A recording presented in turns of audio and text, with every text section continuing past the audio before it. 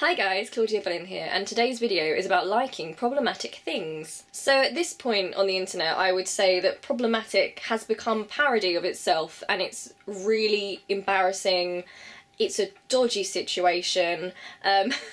It's lost all of its original meaning and intention and become something it never was, and it's disturbing me. So the meaning of problematic used to be, and should be in my opinion, when you're, say, watching a film or a piece of media and you see something which is maybe sexist, racist, homophobic, something which isn't quite right, and you're able to identify that and say, okay, that's a bit of a problem, let's delve into that, let's look at that, let's critique that. I mean, the literal definition of problematic is just something that presents a problem. So this used to be a good thing. Like, this is good. Like, I think that it's a good idea to be critical of stuff.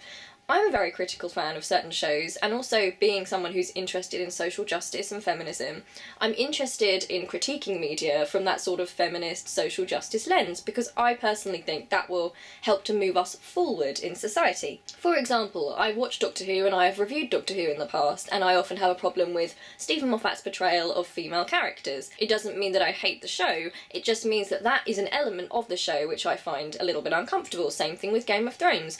Early on there was a lot of like female nudity which wasn't really balanced out. They're getting a bit better at that, and there's also an issue with people of colour on Game of Thrones. Like, there's a huge lack of people of colour, and it seems that the only people who are people of colour in Game of Thrones are like the Dothraki. That's a problem which we can identify. It doesn't mean the whole show is bad and there's nothing interesting about the show and there's nothing to like about it. It's just that you can take out elements of the show that could be better and say, that really could be improved. Also, problematic is quite subjective. Like, we have to admit it's a subjective thing. Like, what one person will say is problematic about something, another person might not agree with, and we have to just make our peace with that because it is subjective and it is quite personal. Now, this is the problem. This is where it's gone too far. Like, you think I'm doing a U-turn like Lacey Green here. I'm not, my friends. I am behind the idea of calling out problematic stuff, 100%.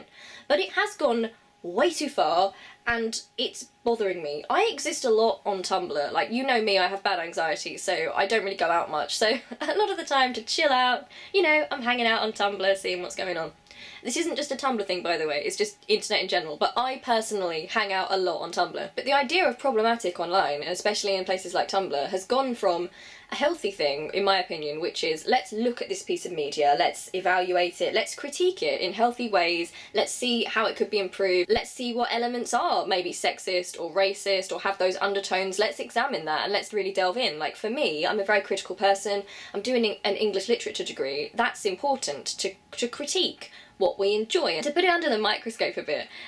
That can make being a fan quite hard sometimes, but it's just how I enjoy media and how lots of people do. But I'm finding increasingly it's going from that healthy critique of something to, if you like so-and-so, you are problematic because it is problematic and you are bad.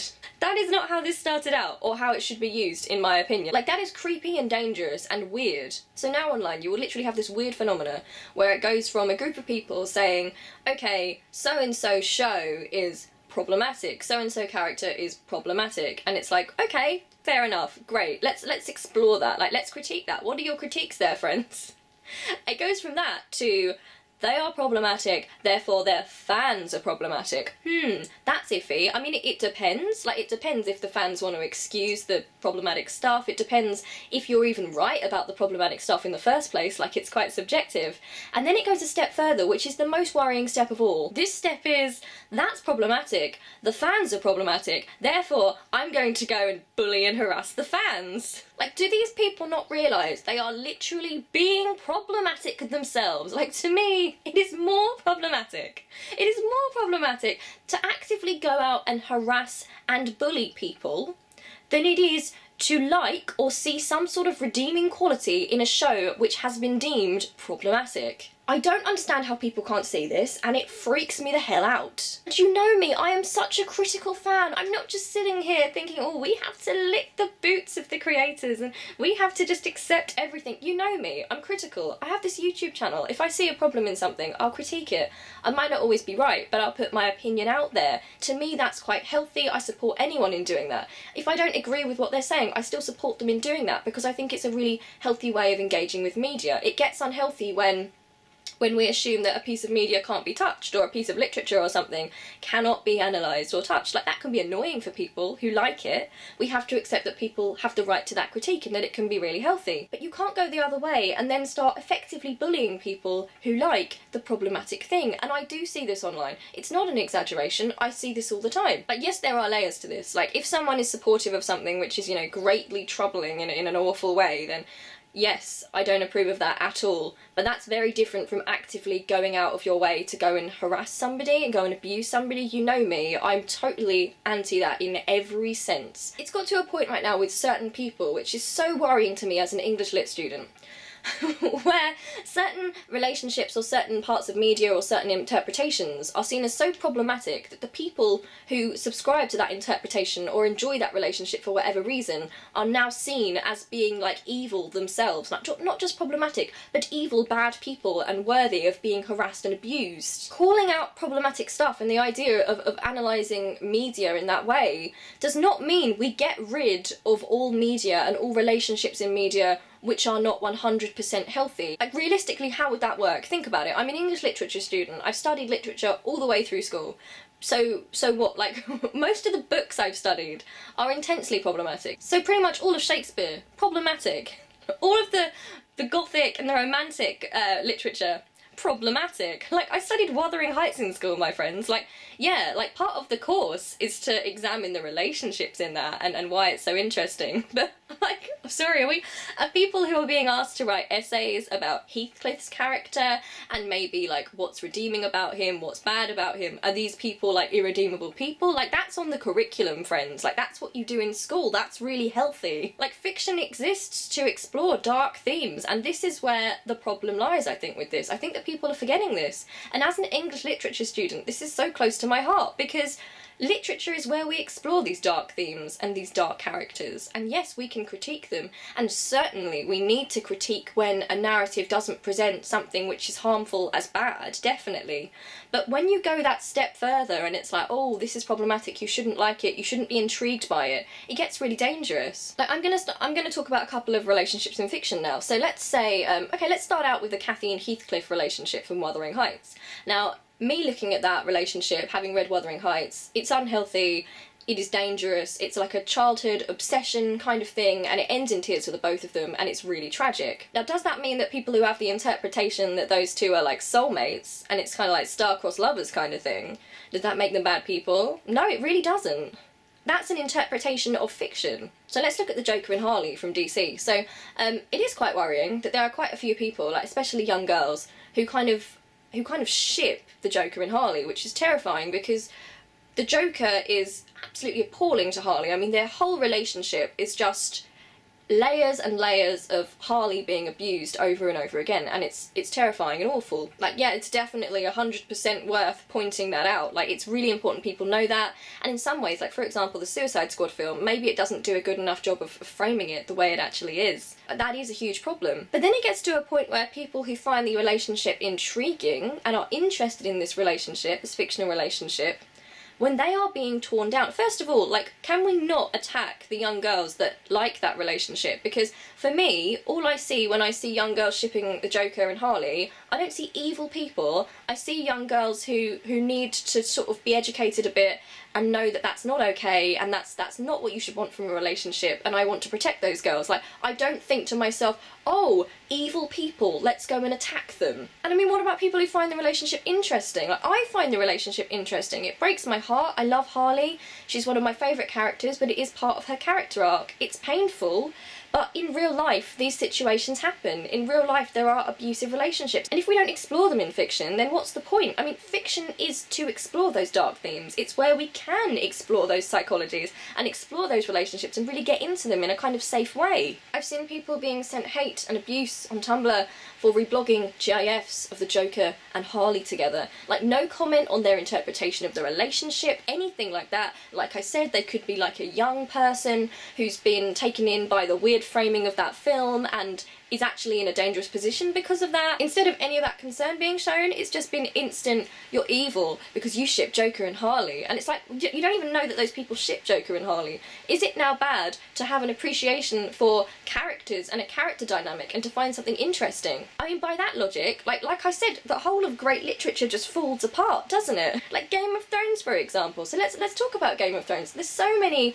problematic people in Game of Thrones, and I think the books are pretty good at portraying these people as bad people, or flawed people at least. They're very morally grey, trying to exist within a system. Do you know who I find really interesting in Game of Thrones? One of my favourite Game of Thrones characters is Cersei Lannister. Cersei's one of my favourites because I find her fascinating. I find her character so interesting, how she's become who she was, how she's become that nasty person. Does it mean I condone what she does? No, it doesn't. I just find her absolutely fascinating. Another thing, right, the Jaime and Cersei relationship. I have Jaime and Cersei right here because I find them that fascinating.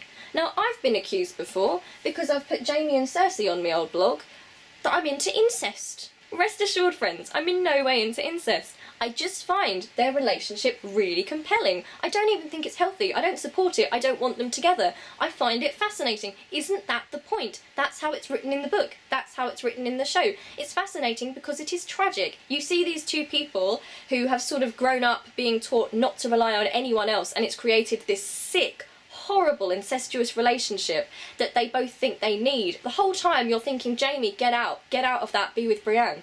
You also feel really weirdly sorry for Cersei because of her gender role and all that sort of stuff. You kind of see how she's clinging on to that, how she's sort of jealous of Jaime in a way.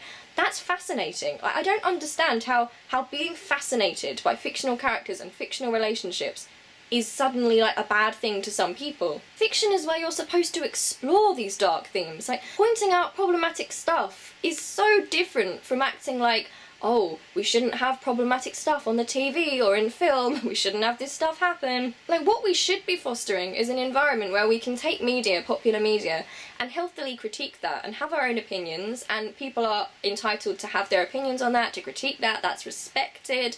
I think that criticisms of the show in terms of like sexism, racism, homophobia should be taken very seriously. That's not the same thing as saying, oh, people who like this show for whatever reason, I don't even know why they like it. People who like this show in any capacity are evil, bad people. Oh my god, I mean, another example, I ship Robron from Emmerdale, so I've spoken about this before. You'll know if you follow me, Emmerdale is like, it's not even a guilty pleasure, it's just a pleasure. It's a British soap. I love it. And there's a ship I have in that show, which, yeah, it's unhealthy. It's like, I've said this before, it's like Wuthering Heights levels of unhealthy. It's kind of a bit codependent, like, these boys are very messed up people, and kind of that's what draws me to them in a way, because I myself, that's another aspect. Like, people relate to characters in fiction because of their own traumatic past or their own feelings. Like, I'm not going to get into that, but, you know, there is a certain reason why I'm drawn to that couple, which I'm not going to get into, and particularly why I'm drawn to one of the characters in that couple. But since I have started shipping that couple, I have received quite a lot of anonymous hate. I'm not talking critique, I am talking genuine hate about how I'm a bad and evil person for shipping this problematic couple, because the people in this couple are problematic and do bad things. My friends, it's British soap. It is fiction. Of course, in real life, we would not condone these actions. Real life should be good and healthy, and these bad things shouldn't happen. But the whole point of fiction is that we can explore these things. Why do people read? Why do people watch television? It's to see these dramatic situations and these dramatic characters, and to see these things taking place. I don't know. I feel like I have to speak about this because I'm thought of as someone in fandom, like, especially with, like, Doctor Who and Sherlock and Game of Thrones, and I'm so critical of it, and, you know, I use the problematic word all the time, and I'm so supportive of that. Genuinely, I'm so supportive of critiquing media, and I think it's so dangerous that there are some people who think, oh no, you can't criticise anything because that makes you a bad fan. No, that's horrible, and often that kind of stamps out the voices of marginalised people who have genuine issues with the show. That's so bad when people do that. But I also have to say, like, to the people that are taking this in a completely different direction, I have to ask why. I have to ask what the aim is. I mean, maybe it's because I'm an English lit student and I think about this a lot, but if we were to, like, take away all that problematic stuff and anyone who found it in any way fascinating in any way was a bad person, then wouldn't most people and most writers just be bad, evil people? That can't make sense. Writers write about bad things happening. That's part of fiction. And I'm gonna state this again. I think it makes you a far worse person and a far more problematic person to be someone who actively goes out to harass or send hatred to someone based on their TV shows that they enjoy. That is worse than a person enjoying a TV show. Someone enjoying a TV show, even uncritically, is not really as harmful as actively going out to hurt another human being, actively wanting to hurt and put down that other human being. Is it, really? That is a problem I have. I'm going to speak about it because I'm known as someone who's very into social justice. I am, friends. I am a social justice warrior. And I am very into calling out media and critique, but that is something I don't like. That does not fall under the umbrella of critique for me. That falls under the umbrella of bullying and mob mentality. That is nasty wherever it comes from. I talk about it when it comes from people who are on the right and people who are like anti-social justice warrior. I'm also going to talk about it if I see it on this side, because it needs to stop. I don't condone it. I think it's weird and dangerous, and also as a writer, as someone who wants to write for TV in the future, who wants to write novels, someone who enjoys literature, it's dangerous and strange, very strange indeed. I'm not sure what the aim is. Okay, I love you loads. I'll see you really soon. Keep on critiquing my friends, keep on calling out the problematic stuff, but yeah, don't be an arse about it. I love you loads, and I'll see you really soon. Bye!